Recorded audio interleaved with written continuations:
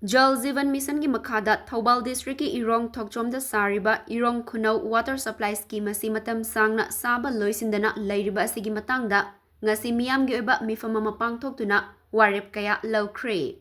Irong Khunou water scheme beneficiary committee na sinduna ngasi Irong Khunou da pangthokpa mifam aduda Irong Chesaba Gram Panchayat ki upapradhan MD Alaudina mifam mapu oina sarukya ki.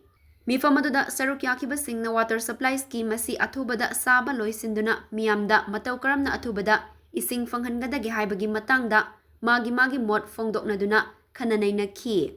Mifam loisalakpada miyamna mot amato oina warep taret lawki. Warep sing adudi water supply scheme asigi anauba beneficiary committee ama semba.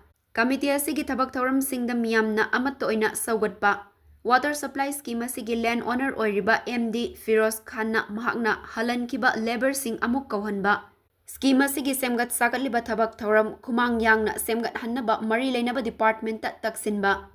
Warep sing asi media da fongba masung miyamna lawkiba warep sing thabak oina pangthokpinaba Manipur gi Chief Minister da memorandum ama piba asina chingbani. Leiriba sigi mathakta anauba daha singtagi oiba committee ama semba ani suba resolution oina beneficiary committee hana leiriba sigi loinana anauba committee asiga loinana praja purna satminaba ahum suba warepta ngasigi tiliba miyamna MD Firoz Khan Allies Alauddin gi yumda sanguna Firoz Khan masa unaduna masagi apamba karino hangba mari suba warepta MD Firoz Khan Allies Alauddin na maga loinana mioi kharana kiduna chelan giba labor sing athoba matamda Firoz Khan na kauraga makha taga thok sonba manga suba warepta water supply asigi thabak thoron khudingmata